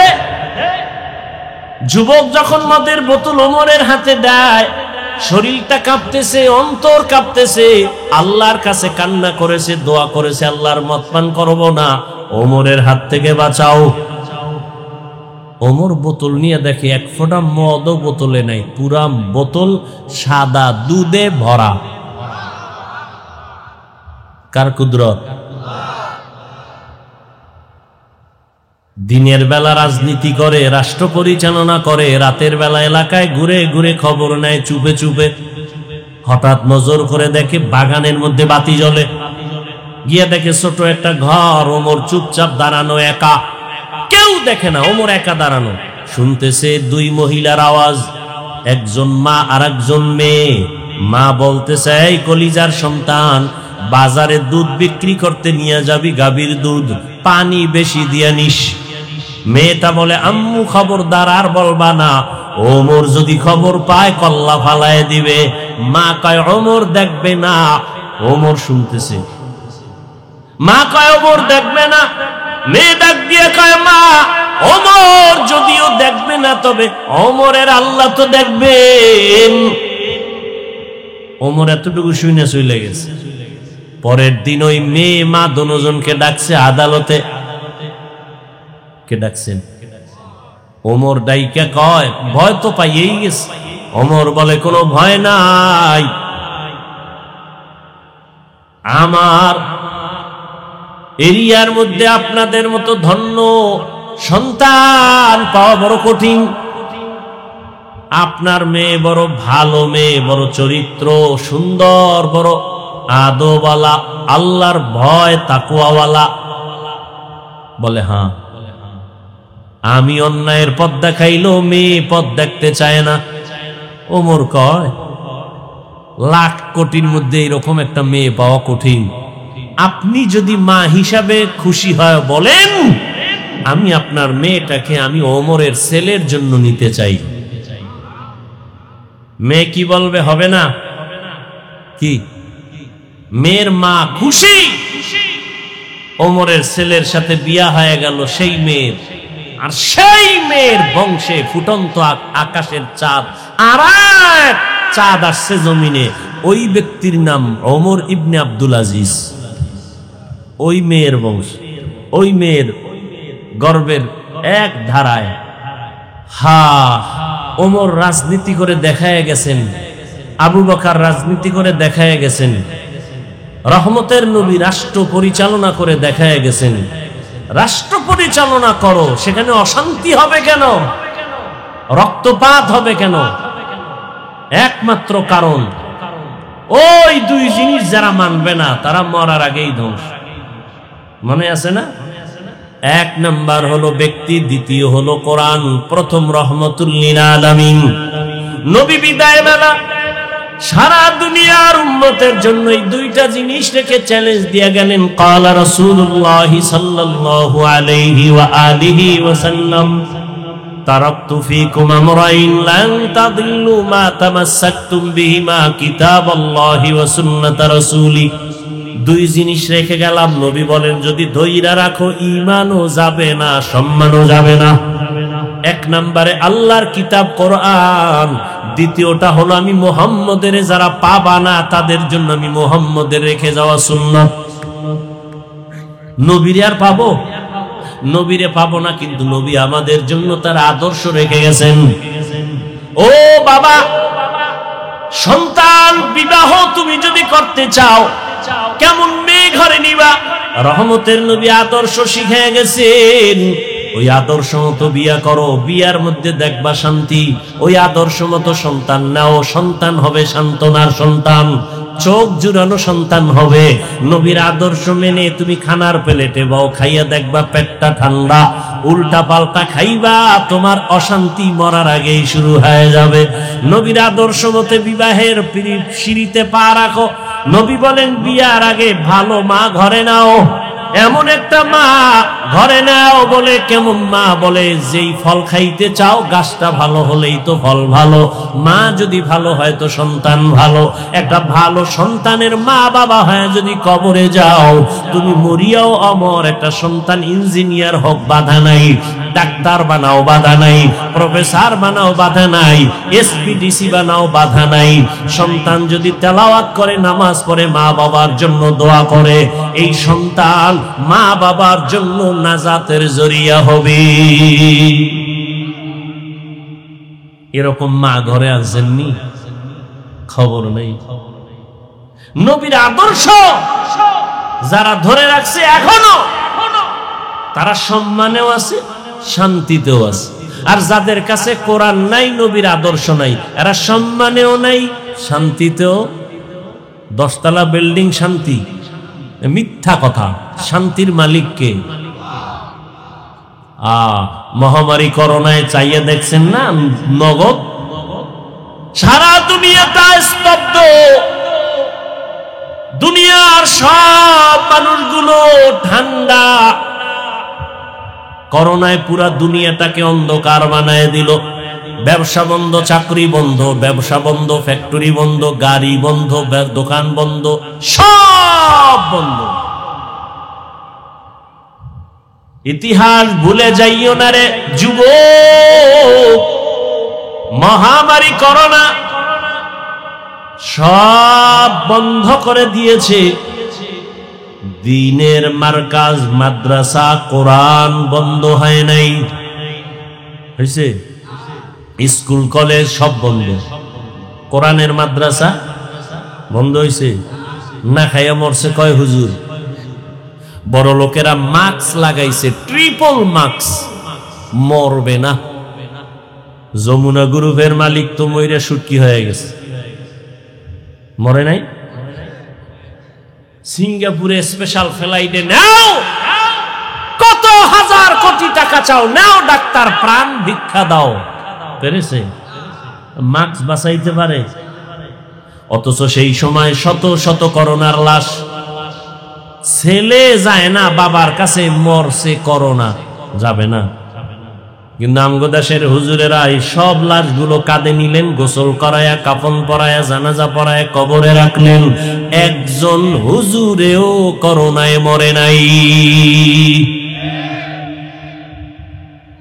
ইতিহাস ভুলে যাইয়েন না। হায়াতের মালিক, রিজিকের মালিক আল্লাহ, কোনো অন্য মাধ্যম না। ওই যে জন্ম নিয়ন্ত্রণ করে বেঈমান, এই সব বেঈমানরা এগুলো বাজারজাত করছে দুইটা স্লোগান দিয়া, মানুষের ব্রেন ওয়াশ করছে। কি? সন্তান বেশি হলে থাকবো কই, খাবে কি? এবার বড়ি খাও, জন্মকে নিয়ন্ত্রণ করো, সন্তান কমাও। এই নিয়ন্ত্রণের চাবি আল্লাহর হাতে, তুমি কেমনে কমাইবা? এত ট্যাবলেট খাইলো সোনার বাংলায়। আপনারা অনেক জ্ঞানী, আমাকে বলুন তো 20 বছর আগের তুলনায় এখন আমার সোনার বাংলায় সন্তান অনেকটা কমছে না? কি সত্য কথাটা বলেন না? কমছে তো ট্যাবলেট কই? চালাক যারা কিছু আছে না, বেয়াদব, অতি চালাক। চালাক ভালো, অতি চালাক ভালো না। এই অতি চালাক যেটি বেয়াদব, এটি কি আমরা বাড়াইছি? হুজুরেরা বাড়াইছে, সন্তান হুজুরেরা বাড়াইছে। সারা বাংলাদেশের হুজুর খুঁজে দেখেন তো, হুজুর গো সন্তান আর আপনাদের সন্তান হিসাব করেন। আরো মজার কথা হলো, পৃথিবীতে বিধর্মীদের সন্তান মুসলমানের তুলনায় বেশি, অথচ জন্ম নিয়ন্ত্রণের বড়ি সাপ্লাই দেয় বেঈমানেরা। ওরা খায় না। পৃথিবীর কোন বেঈমান ইহুদি জন্মের ট্যাবলেট খায় না, নিয়ন্ত্রণের সব মুসলমানের দিছে। উদ্দেশ্য কি? ওগো বউ বেশি, সন্তান বেশি। প্রত্যেকটা বেঈমানের খবর নেন, ইহুদির খবর নেন। রবীন্দ্রনাথের কয় সন্তান খবর আছে? পৃথিবীর সমস্ত বিধর্মীদের সন্তান বেশি, স্ত্রী বেশি। তাহলে ওরা জন্ম নিয়ন্ত্রণের জিকির কইরা ওরা খায় না কেন? ওগো টার্গেট ভিন্ন, মুসলমান কমাও, তাহলে আমগো মাস্তানি বেড়ে যাবে। মুসলমান দেখেন, এই বয়ান কোন ইমাম সাহেব মসজিদে করলে কোন বেঈমান বিরোধিতা করবে না। মুনাফিক মুসলমান দাঁড়ায় বলবে এই বয়ান চাই না। কি বেঈমান লাগবে না তো? মুসলমানই দাঁড়ায় বলবে হুজুর এই বয়ান কইরেন না। ইহুদিরে গালি দিলে আপনার গায়ে লাগে কেন? বিধর্মীর বিরুদ্ধে বললে আপনার কলিজা ব্যথা লাগে কেন? আপনার নেতার বিরুদ্ধে কথা বললে আপনার কষ্ট লাগে কেন? রসুলের যে গালি দেয় কষ্ট লাগলো না কেন? আপনি কেমন মুসলমান হিসাবটা মিলায় নেন মরার আগেই, রেজাল্ট আপনার হাতে রেডি। কষ্ট বেশি না নবীরে দিলে বেশি, নিজে নিজে হিসাব কইরা রেজাল্ট হাতে নিয়ে নেন। যদি দেখেন নবীরে গালি দিলে অত কষ্ট লাগে না, নেতা নেত্রীরে গালি দিলে কষ্ট যেই পরিমাণ লাগে, আপনি রসুলের খাঁটি উম্মত না। এটা হুজুর টুজুর লাগবে না হিসাব মিলাইতে, আপনারটা আপনি মিলাই নেন। আল্লাহ শ্রেষ্ঠত্ব দান করেছেন, শ্রেষ্ঠত্ব ধরে রাখার জন্য কোরআন লাগবে, রসুলের আদর্শ লাগবে। আমাকে যুবক বাবার একটু জবাব দাও, রসুলের রেখে যাওয়া সুন্নতের আদর্শ পালন করবে, মানবে হিন্দু, বৌদ্ধ, ইহুদি, খ্রিস্টান? তোমরা বলো কারা মানবে? কোন দেশের মুসলমান? কোন দেশের? সারা দুনিয়া। শুধু ওই বাংলাদেশ বাদ, তা সিরাজদি খান বাদ, তুমি মানো না কেন? নবীর আদর্শ মতো। আচ্ছা বলো তো, রসুলের আদর্শ থেকে আরো সুন্দর আদর্শ কারো কাছে আছে? কোরআন শরীফ নাই। মানুষ কোরআন লইলে বিশ্বাস বেশি করে, ধৈর্য দেখাইতাম, এরপর কসম খাই, আল্লাহর কসম। যদি কেউ দাঁড়ায় বলতে পারো হাফিজ ভাই নবীজির আদর্শ থেকে আরো সুন্দর আদর্শ শেখ মুজিবুর রহমান সাহেবের আদর্শ, থামেন, আমারটা শেষ করতে দেন। তাহলে আমি ওয়াদা করছি আল্লাহর কসম, আমি নবীরটা বাদ দিয়া শেখ সাহেবেরটা নিব। কোন বুঝেন? আগে বুঝেন, বুঝেন, বুঝেন। কেউ যদি বলে নবীজির আদর্শ থেকে জিয়াউর রহমান সাহেবের আদর্শ আরো ভালো, আল্লাহর জাতের কসম আমি নবীজিরটা বাদ দিয়া জিয়াউর রহমান সাহেবেরটা নিব। এবার বলেন, নবীজির থেকে ভালো আদর্শ কারো কাছে আছে? এক কথায় জবাব, দুনিয়ার সবার আদর্শ নাপাক, একমাত্র মদিনার রসুলের আদর্শ পাক। সহজ, আর কোনো কথা নাই। মানেন না কেন? এবার বলবেন মানলে কি জানি। আচ্ছা, আপনার চোখের নজরে আমরা রসুলের আদর্শ মতো টুপি পরছি, দাড়ি রাখছি, নামাজ করি, পর্দা করি, হালাল খাই, আমাদের আপনাদের থেকে আমরা অনেক বিপদে আছি। হ্যাঁ, কই? কান্নাকাটি আপনারা করেন, একদল হাসেন, একদল কাঁদেন। আমরা হুজুরেরা আগেও যেমন ছিলাম এখনো। টেনশন আছে কোনো? কথা কন, টেনশন আছে? আমাদের কোনো টেনশন নেই। সম্মান কমছে বলেন? তো চোখের সামনে দেখতেছেন আপনি, আপনাকে আমি হুজুর হইতে বলি না, অন্তত আপনি নবীর আদর্শ তো নামাজটা পড়েন। আবার দেখ হুজুর বাদ, রসুলের আদর্শ মানিয়া চলে আপনাদের লাইনে এমন কেউ নাই? RAB, army, police, BDR, doctor, professor, engineer আছে, পাঁচ ওয়াক্ত নামাজ পড়ে, আপনি পারেন না কেন? হুজুর বাদ। আপনার লাইনের ব্যক্তি যদি আপনার মতো ব্যবসা করে, নামাজ পড়ে, আপনি পারেন না কেন? আপনার মতো যুবক, আপনার মতো জেনারেল লাইনের ব্যক্তি নদীর মধ্যে মাছ ধরে, নামাজ পড়ে, আপনি পারেন না কেন? আপনার মতো ব্যক্তি জেনারেল লাইনে থাইকা স্কুলে কলেজে পড়ে, নামাজ পড়ে, আপনি পারেন না কেন? কি ওয়াজ শুনবেন? এটা আসল ওয়াজ। বুঝবেন না বুঝবেন সেটা আপনার বিষয়। এ রাস্তায় গাড়ি চালায় ড্রাইভারেরা নামাজি নাই, তা আপনি পারেন না কেন? আমি তো হুজুর হইতে বলি না, সব হুজুর বাদ, 5 মিনিটের জন্য সব বাদ। আপনাদের লাইনের লোকগুলো দিয়ে আপনাকে বুঝাইতেছে। নদীর মধ্যে মাছ ধরে জেনারেল লাইনের মানুষ, ওসি, ডিসি, এসপি 5 ওয়াক্ত নামাজি নাই, চেয়ারম্যান, মেম্বার, এমপি 5 ওয়াক্ত নামাজি নাই, আপনি পারেন না কেন? স্কুল কলেজে লেখাপড়া করে স্টুডেন্ট 5 ওয়াক্ত নামাজ পড়ে নাই। ও যুবক বাবা, তুমি স্কুলে পড়ে নামাজ পড়ো না কেন? হুজুর হওয়ার দরকার নাই, রসুলের আদর্শ নিয়ে চলো। আমি তো সারা বাংলাদেশের যুবকদেরকে উৎসাহ দেই, ডাক্তার হও, ইঞ্জিনিয়ার হও, ওসি হও, ডিসি হও, তবে বাধা এক জায়গায়, বেয়াদব হইও না, খবরদার। বলবা হাফিজ ভাই বেয়াদব হব না, তার ব্যাখ্যা কি? ব্যাখ্যা অনেক সংক্ষেপ কথা, 3 জায়গায় বেয়াদবি করবা না। তুমি ইঞ্জিনিয়ার হও, আলহামদুলিল্লাহ, ডাক্তার হও, ধন্যবাদ, তুমি একজন কলামিস্ট হও, ধন্যবাদ, তুমি একজন প্রফেসর হও, ধন্যবাদ। 3 জায়গায় বেয়াদবি করলে খুব দ্রুত গতিতে তুমি বিছানায় পড়ে যাবা, ধ্বংস। মরার আগে তুমি ধ্বংস হতে হতে শেষ। 1, মা বাবার সাথে বেয়াদবি করবা না। 2, শিক্ষকের সাথে বেয়াদবি করবা না। 3, ওলামায়ে কেরাম মুরব্বীদের সাথে বেয়াদবি করবা না। করলেই জীবন শেষ, মরবা না। শুরুতে বলছিলাম না, মরবা না, জ্বলতে জ্বলতে বিছানায় ধ্বংস হয়ে যাবে। কারণ তোমার আমার জীবনের সফলতার জন্য 2টা পুঁজি লাগবে, সুস্থতা, দোয়া। দোয়া আসবে মা বাবার থেকে, শিক্ষকের থেকে, মুরব্বীদের থেকে, এবং তাদের দোয়া কবুলিয়তের যথেষ্ট পরিমাণ নমুনা আছে। এজন্য দেখো, মা বাবার সাথে যারা বেয়াদবি করে ওরা মরার আগে ধ্বংস। শিক্ষকের সাথে যারা বেয়াদবি করে খোঁজ নাও, মরার আগে ধ্বংস। আলেমদের সাথে যারা বেয়াদবি করে মৃত্যুর আগেই এদের ধ্বংস নেমে আসে। কি এর বাড়ি গাড়ি, 10 তলা বিল্ডিং বানায় মাস্তানি করে লাভ কি? যদি ঘুমাইতে না পারো সে বিল্ডিং এ, সুইস ব্যাংকে কোটি কোটি টাকা রেখে লাভ কি? যদি বংশের কেউ সে টাকা ভোগ করতে না পারে, কি লাভ হবে এই মাস্তানি করে? এর সে খেরের ঘরে আলু ভর্তা দিয়ে খেয়ে ঘুমানো ভালো, প্যারাডো গাড়ি বাদ দিয়ে রিক্সা চালানো ভালো। কে বলবে এই কথা, কে বুঝবে এই কথা? বলারও মানুষ নেই, বুঝারও মানুষ নেই, বিরোধিতা করার মানুষ আছে। আমি যে আয়াত পড়ছিলাম ওর ধারে কাছেও ঢুকি নাই, ডুববো, মনে আছে না?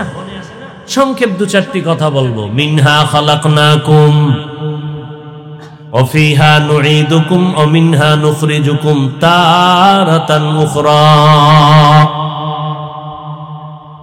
আল্লাহ বলেন, আমি মাটির থেকে মানুষ সৃষ্টি করেছি, আবার এই মাটির গর্ভে নিয়ে যাব, আবার এই মাটির গর্ভ থেকে আমি আল্লাহ পুনরায় উঠাবো হাসরের ময়দানে।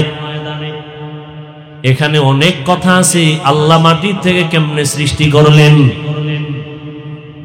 আমি ওদিকে যাব না। এখান থেকে আমরা কি সবক পাই? কসাসুল আউয়ালিন মাওয়াইজুল আখিরিন, অতীতের ইতিহাস পরবর্তী প্রজন্মদের জন্য উপদেশ বাণী। অতীতের কিসসা কাহিনী থেকে আমাদের শিক্ষা নেওয়া দরকার। নমরুদের কিসসা, ফেরাউনের কিসসা কোরআনে আছে, নবীদের কিসসা কাহিনী আছে, আছে না নাই? বলেন, এত ভেজাল, এত ভেজাল, ধর্ম নিয়ে ভেজাল। ভারত, পাকিস্তান, বাংলাদেশে, পৃথিবীর আর কোথাও এত ভেজাল নাই। ধর্ম নিয়ে যেই বাড়াবাড়ি ভেজাল আমগো সমাজে। বয়ান করবে, মানুষের পাও দইরা দিনের পথে ডাকবে, সেখানে আউলা জাউলা কথা বলে মানুষকে বিভ্রান্ত করে। বলে কিসসা কাহিনীর ওয়াজ আমরা করি না, বলে না, বলে না। কত বড় বাহাদুর! কিসসা কাহিনীর ওয়াজ করি না, কি বুঝাতে চাও বাঙালিরে? অথচ পৃথিবীর মধ্যে শ্রেষ্ঠ কিসসা কাহিনীর কিতাব হলো কোরআন। পৃথিবীর মধ্যে শ্রেষ্ঠ কিসসা কাহিনীর কিতাব হলো হাদিস। 2000-এর উপরে কোরআনে আয়াত আছে শুধু কিসসা কাহিনী, কিসসা কাহিনী। কোরআন শরীফের মধ্যে কিসসার বয়ান আছে, সাপের কিসসা, বাঘের কিসসা কোরআনে আছে না নাই? ওলামায়ে কেরাম আছে, হ্যাঁ, বুঝান, ভালো করে বুঝান। কোরআন শরীফের মধ্যে হাতির কিসসা আসেনি? বলেন। মশা মাছির কিসসা আসেনি? ব্যাঙের কিসসা আসেনি? তাহলে জাতির এই কথা কেন বলেন আমরা কিসসা কাহিনীর বয়ান করি না? 2000 আয়াত আছে শুধু কিসসা কাহিনী, কিসসা কাহিনী, কিসসা কাহিনী। আর হাদিসের মধ্যে হাজার হাজার কিসসা কাহিনী আছে। এরপর বলবেন, হাফিজ ভাই আপনার কথা বুঝছি, কিন্তু আমরা তো এটা বলি না, কোরআন হাদিসের বাইরের কিসসা। হ্যাঁ, আমরা তাবলীগওয়ালা, দেওবন্দি, চরমনাই, উজানি যারা বলেন, আমরা পীর আউলিয়ার যারা ভক্ত হয় কথা বলি, আমরা অনেক আল্লাহওয়ালাদের কিসসা বলি, কিন্তু এমন কিসসা বলি না যে কিসসা বলার দ্বারা মানুষ দিন থেকে দূরে যাবে। আমরা এমন আল্লাহওয়ালার কিসসা বলি যেই কিসসা শুনলে মানুষের দিল নরম হয়, বেনামাজি নামাজি হয়, বেপর্দাওয়ালা পর্দাওয়ালা হয়। সমস্যা কোথায়? আল্লাহ হেদায়েত দান করুন। আল্লাহ বলেন মানুষ মাটির থেকে তোমাকে সৃষ্টি করেছি, মাটির সৃষ্টি শ্রেষ্ঠ, নূরের সৃষ্টি শ্রেষ্ঠ না। সিদ্ধান্ত কার? আগুনের সৃষ্টি জিনেরা শ্রেষ্ঠ না, একমাত্র আল্লাহর কাছে শ্রেষ্ঠ মাটির সৃষ্টি মানুষ। সিদ্ধান্ত কার? স্থায়ী না অস্থায়ী?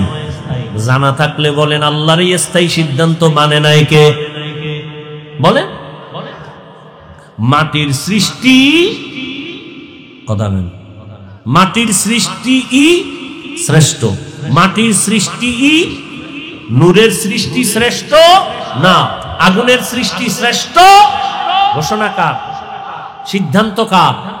স্থায়ী নয় স্থায়ী, মানে না কে? ইবলিস। মাটির সৃষ্টি শ্রেষ্ঠ যারা মানে না তারা ইবলিসেরই বন্ধু। কথা বলেন না কেন? মিনহা খালাকনাকুম, আল্লাহ মাটির থেকে মানুষ বানাইয়া সৃষ্টির শ্রেষ্ঠ মর্যাদা দান করেছেন। ওয়ালাকাদ কাররামনা বানি আদম ওয়া হামালনাহুম ফিল বাররি ওয়াল বাহরি ওয়া রাযাকনাহুম মিনাত তাইয়্যিবাত ওয়া ফাদ্দালনাহুম আলা কাসীরিন মিম্মান খালাকনা তাফদীলা। বনি আদম বড় দামি, মাটির থেকে আল্লাহ সৃষ্টি করেছেন, শ্রেষ্ঠ মর্যাদা দান করেছেন। আল্লাহ বলেন এই মানুষকে আমি শ্রেষ্ঠ মর্যাদা দিয়া জমিনে চলার মতো ব্যবস্থা করেছি, পানির মধ্যে চলার মতো ব্যবস্থা করেছি।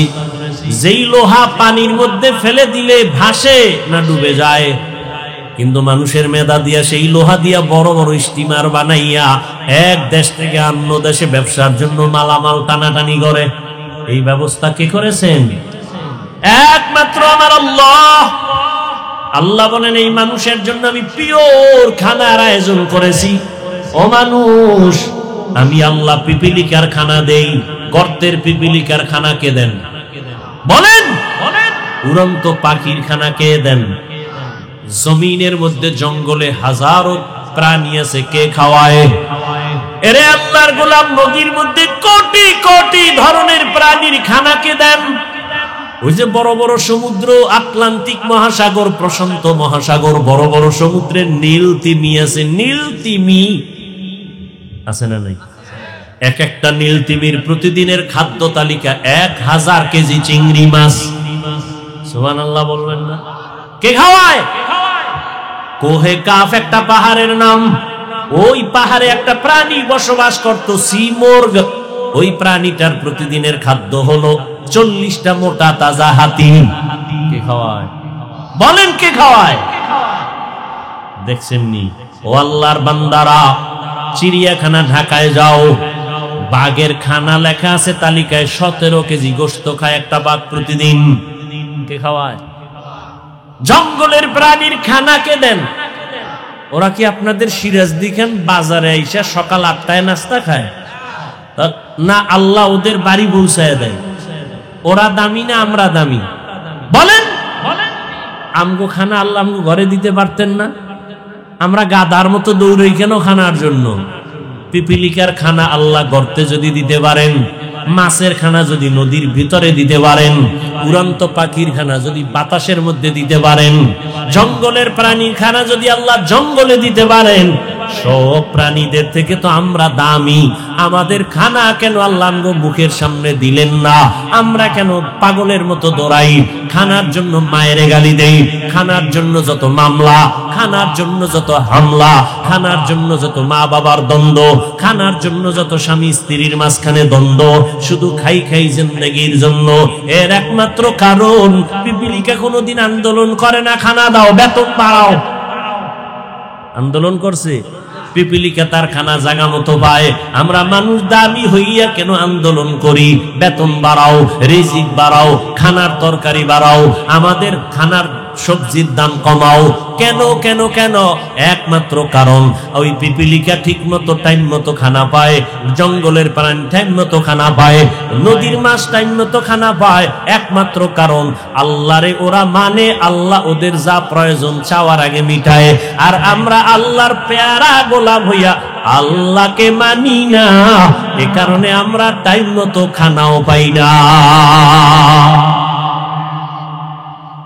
এজন্য আমাদের খানায় কষ্ট। বনি ইসরাইলের না আল্লাহ আসমান থেকে দিছিলেন, কোরআন শরীফে ঘটনা আছে না, আসমান থেকে আল্লাহ খানা দিছেন বনি ইসরাইল মুসা নবীর উম্মতের। সন্ধ্যাবেলা ওই যে কুয়াশা বুঝেন না নিশির পরে, ওই কুয়াশার মতো হালুয়া পড়তো, বৃষ্টির মতো জমিন ভরপুর হয়ে যায়, আর ছোট একটা পাখি বুনা করা এরকম পড়তেছে। আল্লাহ কয় মুসা মজা পাইয়া যেন রাইখা না দেয়, যখন একটা তখনই যেন খেয়ে ফেলে, যদি আগামীকালের জন্য রাইখা দেয় পরের দিন বন্ধ করে দিব। বনি ইসরাইলরা ওই বুনা গোশত আর হালুয়া খাইয়া যেই মজা পাইছে, আজকে সব খাইস না, কালকের জন্য রেখে দাও। যখন রেখে